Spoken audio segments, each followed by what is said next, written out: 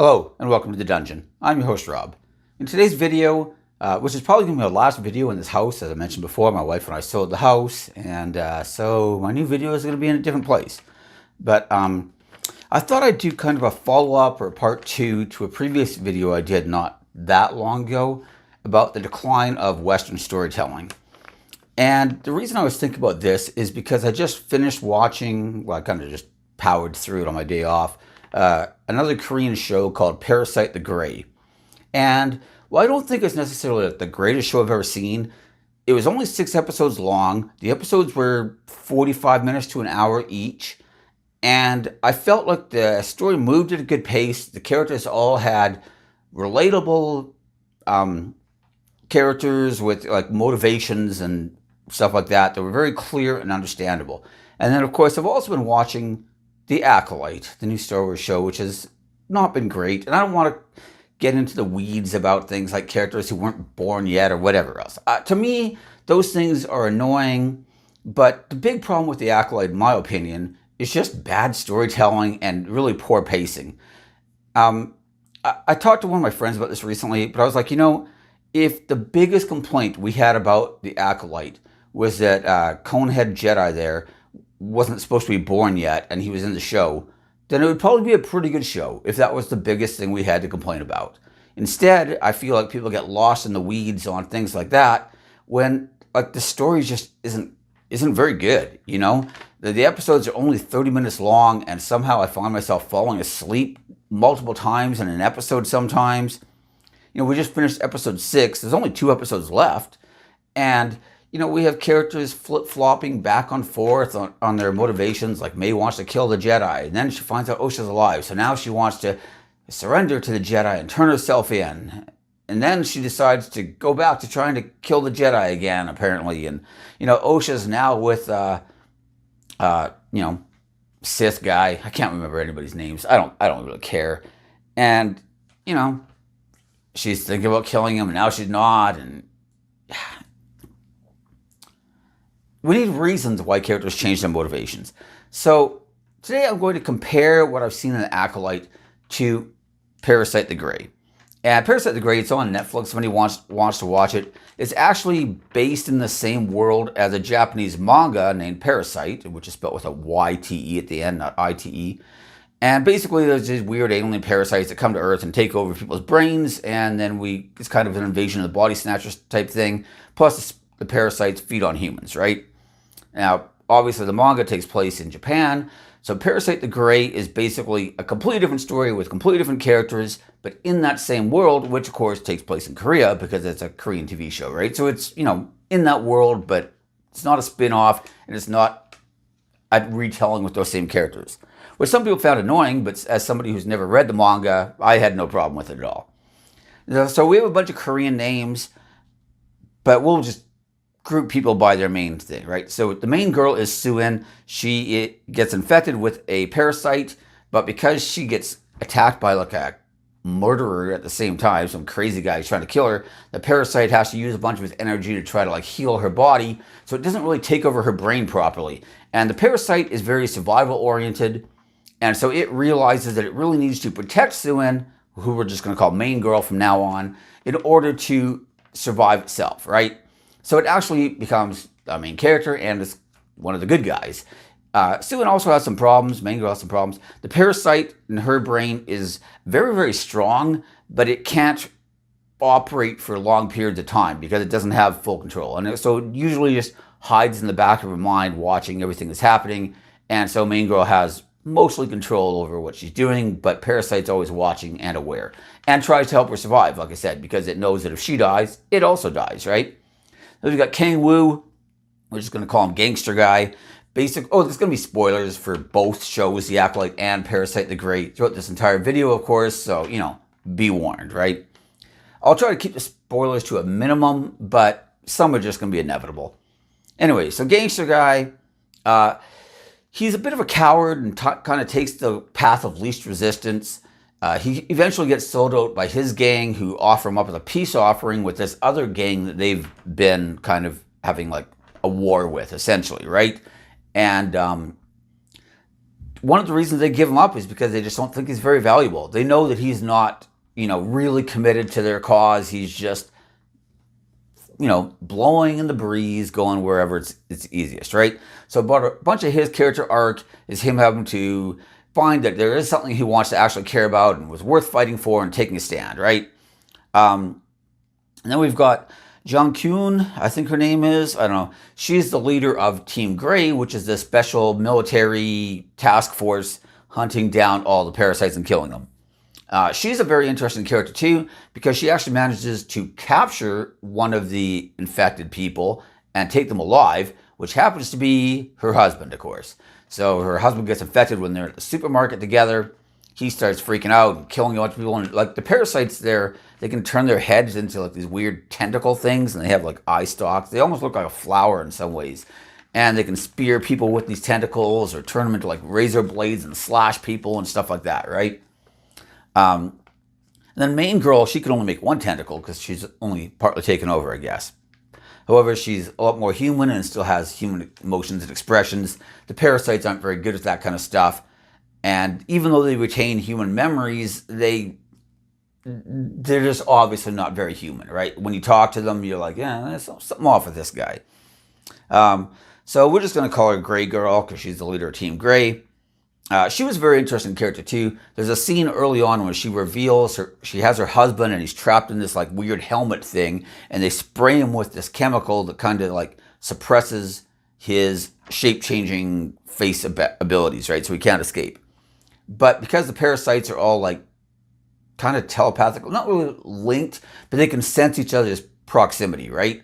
So she uses her husband as a hunting dog to hunt down the parasites and kill them, right? And one of the other guys asks how she could do this to her husband because he's just chained up in this chair with this crazy helmet on his head, and he's got these weird glove things, and there's like this remote sensor thing when he pushes the button when he senses other parasites, and that's basically all he can do. And she has a really great moment where she's like, "That's not my husband. That's the thing that killed my husband and murdered him and took his body," And she's very black and white and very, very clear about this, right? That to her, it's not her husband anymore. And in fact, she actually hates this thing for taking her husband's form, right? And I thought that even though it was a very brief scene, it was very good character development where we realize her strengths and motivations and stuff like that, right?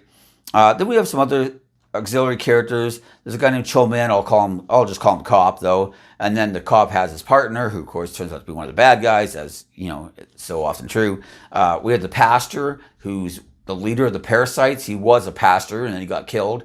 He also seems to be a bit of a mutant because he can actually switch bodies. Most of the parasites, when they infect a human brain, they just merge with it, and now they're like tied to kind of like a tapeworm almost. It can't just jump out and switch to a new host. If the host dies, they die. But he's one of the exceptions.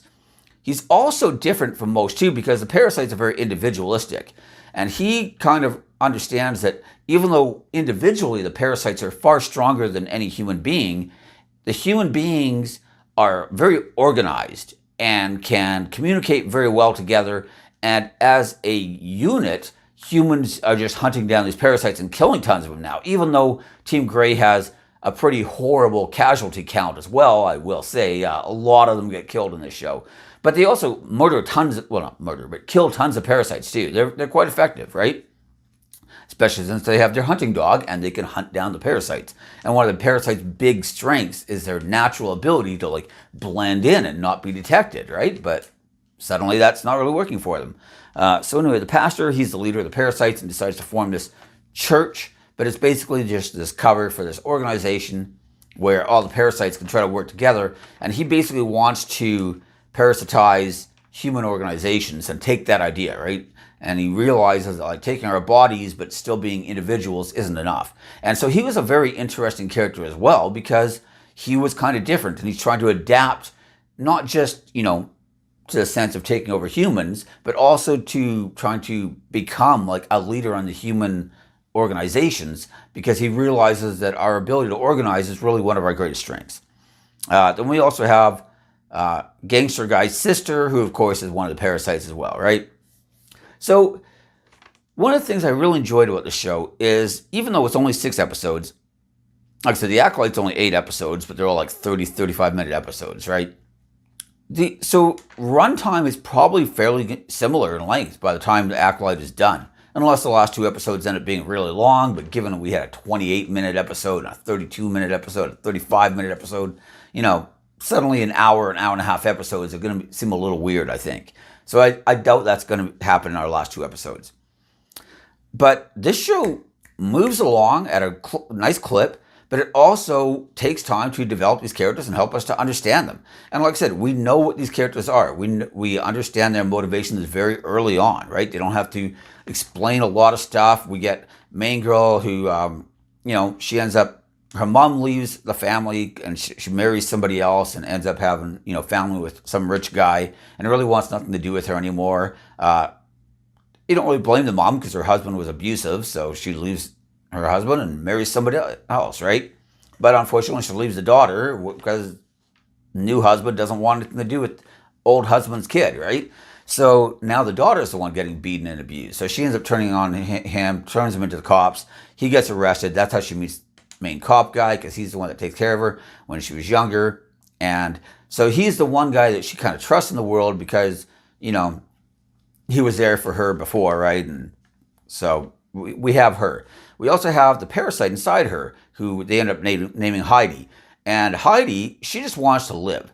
But main girl manages to kind of communicate with Heidi at different points and explains to her that, for humans, base survival isn't enough. Like, if you could live your entire life in a prison cell and you're going to survive in the sense that the parasites think of surviving, right? But you're not really living, is what her point is. And so she kind of convinces the parasite that sometimes the best way to live isn't just to run away and hide. It's to actually find a way to improve our situation so that we can survive long term. Obviously, like I said, gangster guy, his arc is basically discovering that maybe he does have something worth fighting for, right? He had a younger sister who gets killed by older sister, the parasite, and stuff like that, right? Older sister is also interesting because she ends up being betrayed by the pastor because the pastor decides that his survival is more important to him than all the other parasites' survival, and blending in better with humans and betraying the other parasites to do that is going to help him to survive better. And so she kind of realizes that if this guy's just going to hunt down all the other parasites so that he can live, that she needs to help Team Human as well, right? And unlike, say, the switch with Osha and May, where they're kind of back and forth, to her it just becomes very clear, right? It was kill humans and survive, and now it's we're being hunted down by the leader of the parasites, so I need to team up with main girl and gangster guy, even though I was their enemy before, in order for me to survive, right? And she also kind of discovers her first human emotion where she wants revenge because she feels betrayed, right? And she's like, oh, this is what betrayal must feel like. So again, we don't get a lot with her because she's not the main villain and she's just kind of one of the parasites, and the parasites don't really have a lot of emotion. It's just pure survival instinct, right? But she also has that kind of moment where she realizes survival now means something different to me, right? And I thought that it was an interesting and believable switch with her, whereas with Osha and May, I have, I don't know what they're doing. One minute they're wanting to, kill the Sith guy. Now they're, 50 Shades of Graying with the Sith guy or whatever, right? And then we got May who wants to kill the Jedi, and then she doesn't want to kill the Jedi. And now she wants to kill the Jedi again, and now she doesn't. And the whole thing with the Acolyte is that it had been kind of built up by all the promo stuff, that it was going to be this murder mystery, somebody's going around killing Jedi. But the first episode, we find out that it's May and that she's working for some Sith Lord, right? So there's still some mystery there, but a lot of the mystery's been already removed. Imagine if it was a detective show, and at the end of the first episode, we find out who the killer is, but we also find out, okay, well, the killer's working with somebody else. I'm not saying there's no mystery left, but a lot of the mystery has already been removed, especially since the detective didn't have to solve the mystery. We're just showing who the killer is almost immediately, right? And you're okay, well, maybe not the most engaging way to tell a story, but it's not an absolute deal breaker yet, right?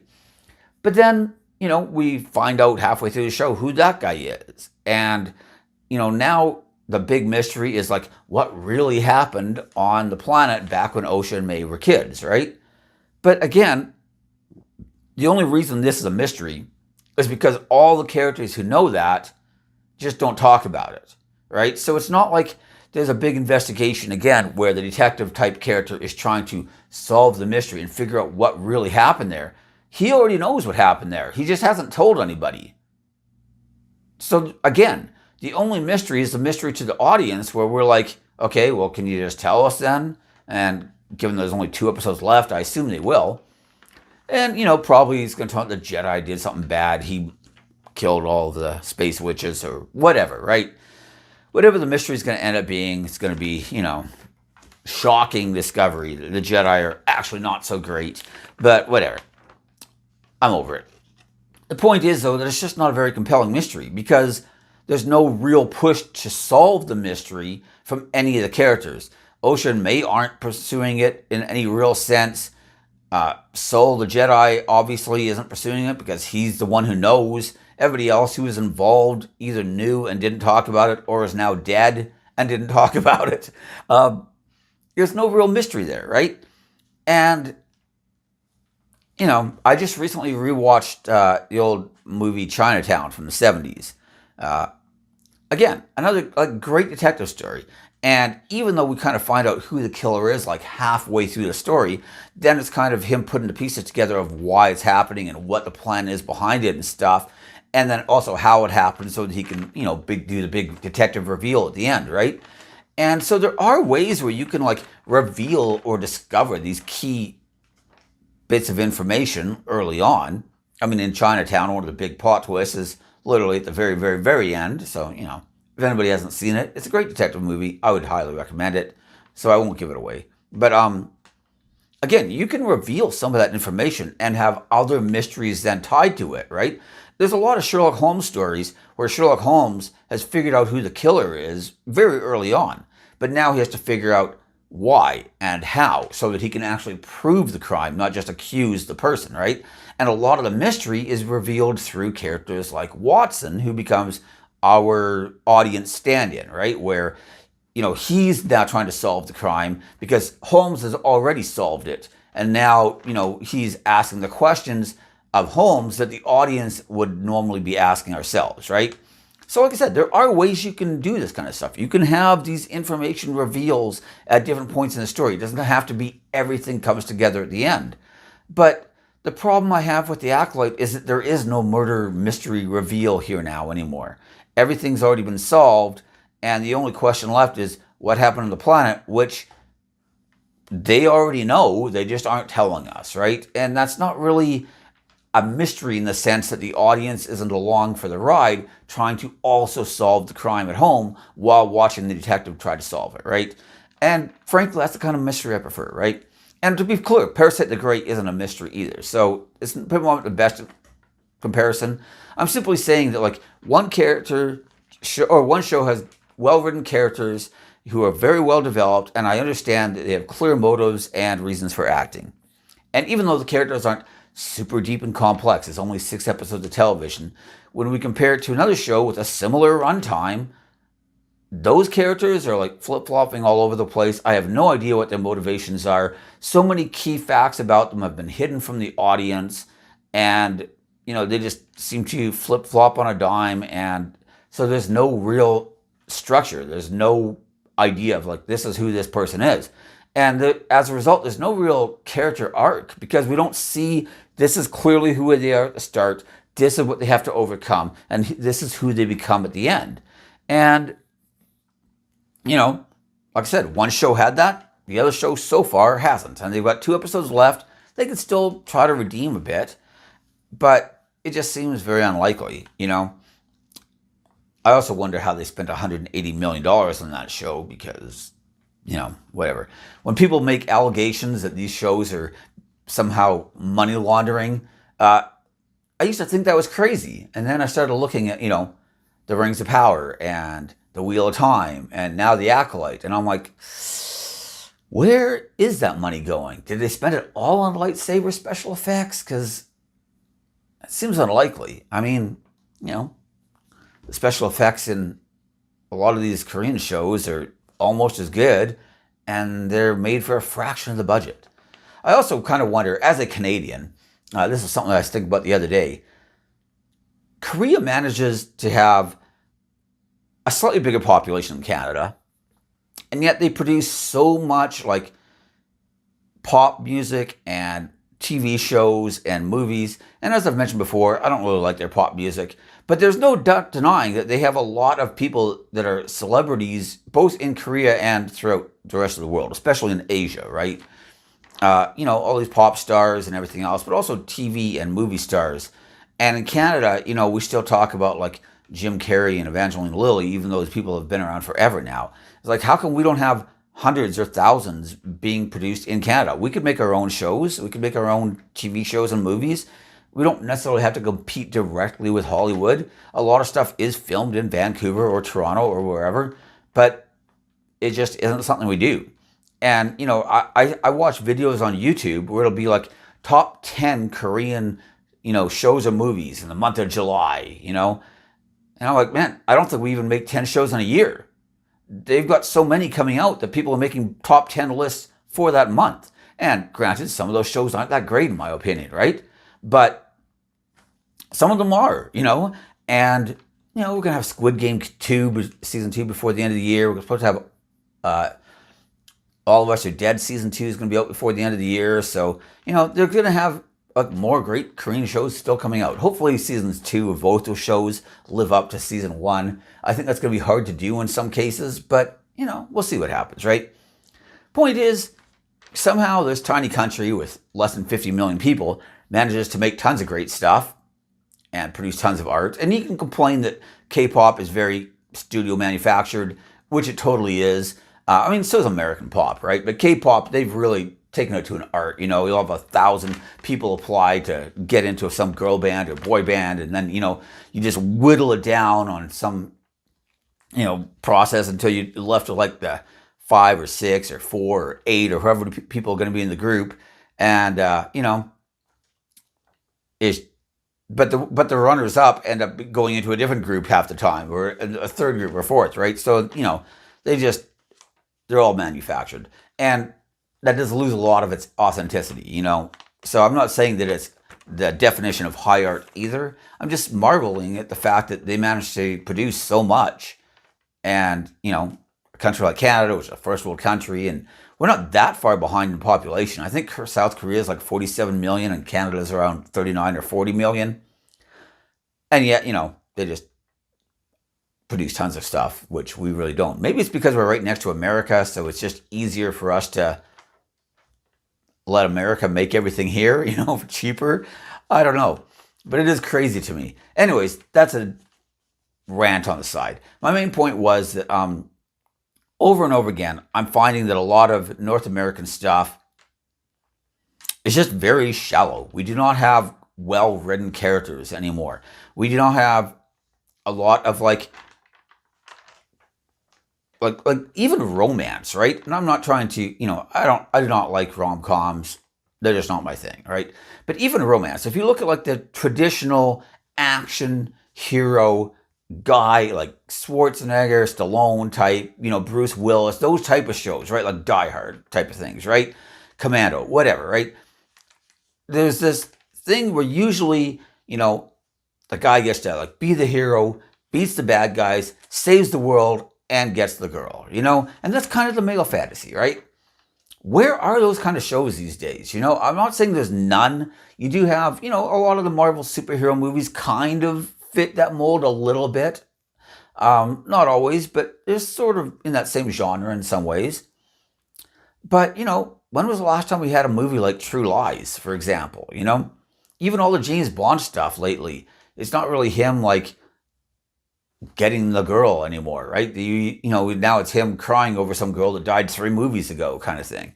And I just find that, where's this generation's like Arnold Schwarzenegger or Sylvester Stallone or even like a Jean-Claude Van Damme type, right? The next Bruce Willis. We still act like, like Johnny Depp and Brad Pitt and Tom Cruise are like these huge sex symbols. Like they're freaking old, man. Like they were sex symbols a long time ago, right? Where's this new generation's like Megan Fox from like the Transformers, or like an Angelina Jolie? Like maybe we got Sydney Sweeney, I guess, maybe, but they're very few and far between. Like the 90s and early 2000s, the 80s, they were full of these type of actors and actresses where it wasn't even necessarily about the movie or the show. You would go see a new movie just because it had Arnold Schwarzenegger in it, or just because it had Bruce Willis in it. And even if you look at like the Ryan Goslings and your Chris Hemsworth, people will go see Chris Hemsworth in a Marvel movie, but like they don't really care about a lot of his other stuff outside that. A lot of his stuff ends up, being box office failures. The Fall Guy with Ryan Gosling lost money, even though from what I've heard, it's a very good movie. I haven't seen it yet, but I will probably. But I've heard that it's a really enjoyable movie. But Ryan Gosling is like the cherry on top of the movie in people's minds. She's not the reason to go see the movie. Whereas a lot of these other guys really were. You would go see a movie just because it's the new Tom Cruise movie, And I just think that in general, we don't have this kind of younger generation of star power coming out of Hollywood. We also don't have these younger generation of directors and writers who are all creating these great movies. So much now is just kind of just mediocre slop. And it's really sad to see. And I think this is one of the reasons why I've really discovered a lot of this Korean movies and TV shows, especially their TV shows, which is where I think they really shine. I'm not really as much into anime, but I know a lot of people who are. And it's the same kind of thing where, a lot of Japanese anime, they're very creative. They're not afraid to explore different ideas and to have long storylines where you can get to know the characters. And one of my problems with anime is they tend to have a lot of filler episodes. I kind of like things like Full Metal Alchemist Brotherhood, where it's just the main story and we just drop all the filler episodes. So I enjoyed that one quite a bit. A lot of the Korean shows, though, there's not really a lot of time for filler because a lot of these things are only designed to have 1 or 2 seasons. You tell the story, you move on. I just recently watched another show called 2521, which was just an absolute masterclass in writing great characters. It's about a girl she's in high school, she wants to join the Korean national fencing team. And then she has this rival who's another high school girl at a different school who won the gold medal in the last Asian Games for fencing, right? And it's kind of the two of them being rivals, but then also eventually becoming like best friends. And their arc is excellent. Both characters are so well written. They're kind of opposites too, where main girl was kind of considered to be this fencing prodigy when she was young, but then she just kind of plateaued and she just didn't really get any better. But she still fences because she loves fencing. And everybody else in her life was like, you're not getting better. You should just quit. You're not that good, blah, blah, blah, right? And she's just like, well, can't I just do it because it's fun? Like, can't I do it because I love it? I'm only 18. I've got my whole life ahead of me to get some boring career corporate job. Like, let me do what I want right now. And what I want to do is just fence, And then you have, like I said, the rival girl. And she's kind of the exact opposite, where, she was well known inside Korea, but outside of the Korean fencing community, which is very tiny, no one really knew who she was. And there's even a scene where the coach, she loses in one of her sparring matches to main girl, right? And the coach is kind of asking her after, like, why did you lose? And main girl even tells her, it's like, well, it's because I've watched all her fights. I just know her so well now. And the coach is like, exactly. She's like, you won the Asian Games last year because you were 17 and nobody really knew who you were. Nobody was watching out for you. But now you're the gold medal winner, and every single person at the Asian Games this year wants to beat you. And they are watching every second of footage, not just from the last year's games, but all your qualifying matches this year in Korea. They're going to watch your games from the Korean Nationals. They are going to study every second of footage of you. And you can prepare for the other top fighters as much as you want, but the truth is, you can never study everybody else as well as they can study you. And you never know when that next person like you, some 17, 18, 19-year-old that nobody's really been watching, who just gets hot at the right time and comes from nowhere and sweeps the games. You can't be prepared for that person. And I was like, man, it was such a well-written scene. And you kind of get this, like, real sense of like who these characters are and sort of like their journey and their, it had a lot of like great sports stuff in it too. You could tell whoever read it or wrote it, I don't know if they were a fencer or not, but they clearly understood the mindset of competitive athletics, And again, it was just a really, really well-written show. Her relationship with her mom, her relationship, because we see her later as an adult with her own daughter who wants to quit ballet because she doesn't like ballet and she doesn't feel like she's ever going to be good at it, right? And kind of the inverse of her relationship with her mom, where her mom wants her to quit fencing and she wants to keep going. Now she's worried that she's trying to force her daughter into doing something that she's not interested in, right? And she realizes that, maybe it's not the same and maybe I'm just putting my issues onto my own daughter, which isn't really fair, right? And then of course there was her boyfriend from back when she was young, and we got like rival girl and her boyfriend, and then they've got their best friend as well, who's like school mathlete type character. She was really interesting as well, and is really good at school, but just finds school boring and doesn't really want to even be there. But everyone just expects her to like, well, of course you got to go to university. Look how smart you are. You can't just waste your intelligence and stuff, right? And all the characters were so well written and were so interesting. And I compare that to so much of watching what I'm watching right now from the West, and it just isn't great. It's like we've forgotten how to make interesting, engaging characters. We've forgotten how to make strong motivations, how to write good character arcs. And I'm not saying that there's no examples of that anymore, but they are getting few and far between. And to me, it's just really sad. And I know this isn't really a Dungeons and Dragons video, right? But as Dungeon Master, we do create stories and narratives. We create NPCs and stuff. And as players, we are writing and creating characters with backstories and hopefully some sort of motivation. And my point is, you don't have to have 1,000 different layers of character. You don't have to be an onion where it's just always more and more and more layers. But you do need to have some sort of an idea of who your character is and who you want your character to become, or who this NPC is and how to like best exemplify their traits. And maybe you don't have a lot of time to do that, like I said with Parasyte, right? So maybe you have like gangster guy who just kind of wants to float in the wind, but now he realizes like, no, I actually have to make a stand. And this is kind of his big moment, right? That's fine. You only have to have one or two strong core beliefs or core motivations for a character in order for that character to show growth and change. And if the story goes long enough, if you have like 12 seasons of a show, obviously you can have a lot more change and growth than you have one season and it's like 6 episodes or 8 episodes, right? But my point is, it can still be done even in a shorter time frame. You just need to understand those characters. And I'm finding there's so many of the characters now, I think the writers don't understand their own characters. And, maybe this is why everything tends to be spin-offs and sequels and prequels and reboots and reimaginings, because these people actually don't create their own characters. They just don't really understand how to make characters interesting. And maybe that's why, because it's easier for them to just take an existing franchise that already has a built-in fan base and then just make a few changes so they can, make it theirs or whatever, and then try to write their own story with those characters.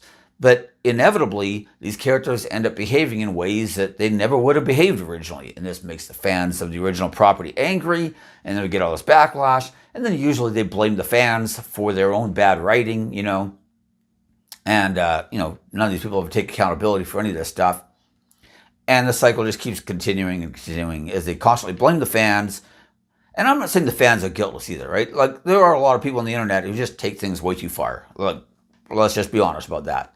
But, I always go back to the 2016 Ghostbusters because this is the first time I really saw this in action. I'm sure it's happened before and there's probably even better examples, but this is when I first became aware of it. Or if you saw that movie, or if you didn't want to see the movie and you saw it and you didn't like it, then that's because you hate women. And I was like, what are you talking about? Like, it just wasn't a very good movie. I just didn't enjoy the movie. It was like, no, it's because you hate women. And that was the first time I'd ever really seen that done. And, you could try to like argue these people. Oh well, my favorite show of all time is Buffy the Vampire Slayer. That one has tons of women in it, including the main character. Lots of strong, cool female characters. No, no, no. The shows with women that you like, those don't prove that you like women. But disliking this show with women proves that you don't like women. And like it's just the worst case of gaslighting I have probably ever seen up until that point in my life. And it was the first time, like I said, that I became aware of it. And I started to see this in action. And then it just kept happening over and over again, right? If you didn't like Bros, it's because you're homophobic. It couldn't be because they made a gay rom-com, and the majority of rom-com fans are women. So you made a rom-com with no women, for men. Of course it was going to flop. What were you expecting? That was just a terrible idea to try to make that movie in the first place. Now you could make a small indie movie on a tight budget that could be that. That's fine. But you didn't do that. You spent a ton of money on it, and then it flopped. And then you blamed the fans, and you blamed men for not going to see you. Well, obviously most men aren't going to be interested in that. Most women aren't going to be interested in that. It's not the fans' fault. It's your fault. You wrote a terrible Ghostbusters movie. The fact that it starred a bunch of women doesn't make the movie bad. But the fact that it stars a bunch of women doesn't make a bad movie good either, right? It was just a bad movie. And we just see this playing out over and over and over again, And why? Like the fact is that when you go back to the root, none of these stories are well written. The characters are a muddled mess. We don't understand who they are. We don't get to know them. We don't understand their motivations. A lot of the plot is just things happen so the movie can happen. If anybody's familiar with the YouTube show Pitch Meeting, it's hilarious. I love Pitch Meeting. But basically, Ryan George plays all the different characters for the most part. But you have this writer and the producer. And the writer is trying to pitch these different movies to the producer. And the show is basically just a bunch of like one-liners all strung together that just get repeated episode after episode after episode. But that's part of the charm of it, right? It's a running gag. But I often think, if your show is just like one of the lines they use a lot is like, so why does that happen? So the movie can happen. Or why do they do this? So the movie can happen, And I'm like, if that's why it happened, then you deserve to be mocked by Pitch Meeting. It's just that simple. And I don't know if I've mentioned this on the channel or not, but a friend of mine and myself are actually trying to write our own TV show. Now, we don't really know how to go about getting that ever produced, but right now we're still in the writing process. We have the whole story mapped out, though. We're planning for 12 episodes. Each episode we've got kind of mapped out, and now we're going scene by scene and actually like storyboarding it on the actual board.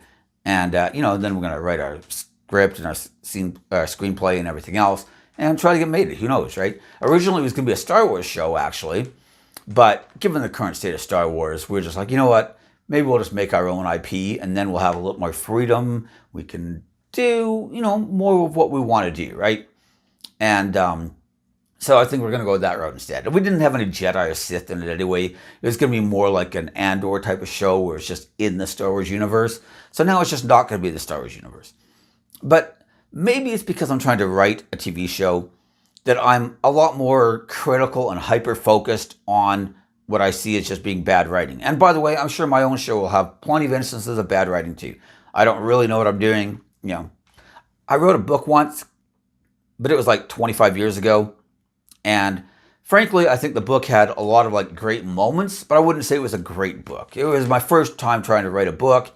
It was pretty long. It's a fantasy book. And some parts of it are really good, like I said. Other parts, not so much. And I do realize that the story kind of drags in certain areas.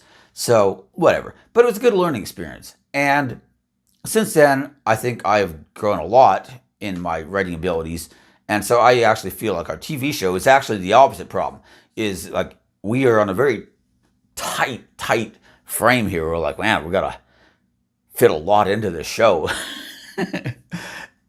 But that's okay too. At least we won't have to worry about the story dragging. If anything, we won't have to worry about it being a little too rushed. So we're even talking right now, we're already looking like the final episode is going to have to be like an hour and a half long because there's just way too much going on in that episode. We cannot fit it into an hour.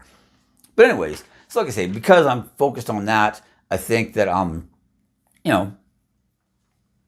maybe I'm just more aware of this stuff, or I'm like more critical than I probably should be of a lot of stuff.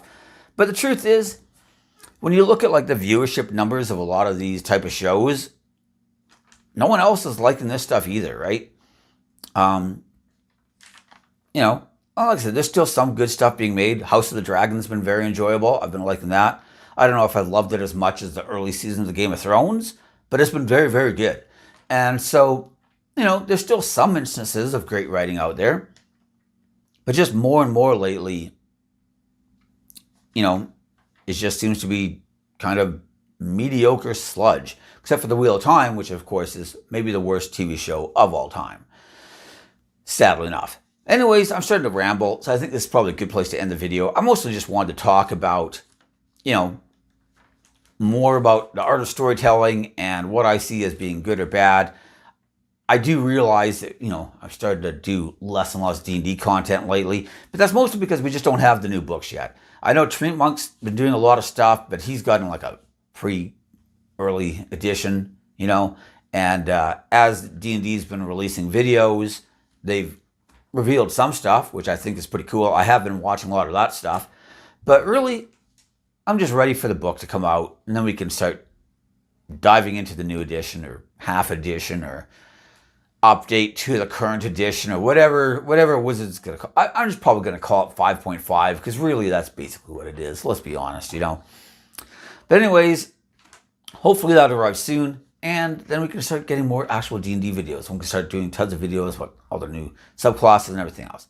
But anyways, thanks for watching. Feel free to like, subscribe, ring the bell for notifications, and most importantly, leave me your comments. I'll see you in the comment section. Bye.